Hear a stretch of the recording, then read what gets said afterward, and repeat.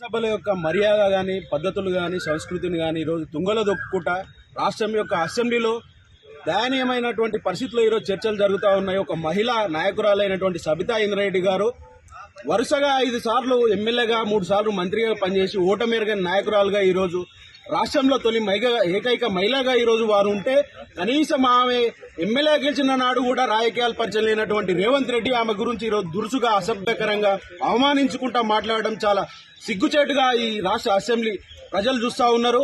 తక్షణమే బేషరతుగా ఈరోజు రేవంత్ రెడ్డి గారు క్షమాపణ చెప్పాలి. లేని ఏడల రేవంత్ రెడ్డి గారి భౌతిక దాడులకైనా సిద్ధపడతాం, మీ ఇంటిని ముట్టడిస్తాం, మీ రాష్ట్ర కేబినెట్ ని కూడా పనిచేయకుండా ఈరోజు విధులకు ఆటంకం కలిగే విధంగా కూడా ఈరోజు విద్యార్థి నాయకులంతా కూడా కదలొక్కే పరిస్థితి ఈ రాష్ట్రంలో ఉన్నది.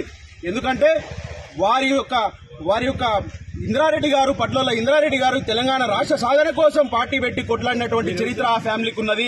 నువ్వు ఎక్కడో పోతే తెలుగుదేశం పార్టీలో ఆంధ్ర నాయకుల మోగచేతి నీళ్ళు తాగుతూ ఉంటే నేను తీసుకొచ్చి కాంగ్రెస్ పార్టీలో చేరదీసి నీకు వర్కింగ్ ప్రెసిడెంట్ ఇచ్చి నేను స్టార్ క్యాంపెయినర్ చేసింది ఆనాడు సబితా ఇంద్రారెడ్డి వారి కుటుంబం కాదా అనేసి ఈ సందర్భంగా మనవి చేస్తా ఉన్నా.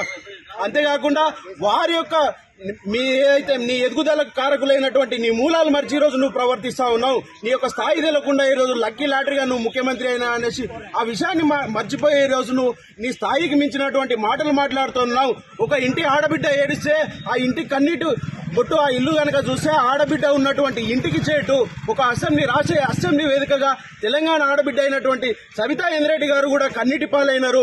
కన్నీటి పర్యంతం అయితే ఉంటే ఈ రాష్ట్ర ఎదుగుదలకు కూడా ఈ రాష్ట్ర అభివృద్ధికి కూడా ఆ సందర్భం మంచిది కానేసి హెచ్చరిస్తా ఉన్నాం. ఈ పరిస్థితులు ఇట్లనే ఉంటే మీరు ప్రజా సాక్షిగా ఈరోజు వేదిక చట్టసభల వేదికగా మీరు గనక క్షమాపణ చెప్పలేకపోతే ఖచ్చితంగా మీ ఇంటిని ముట్టడిస్తామనేసి హెచ్చరిస్తా ఉన్నాం. ఖబర్దార్ రేవంత్ రెడ్డి.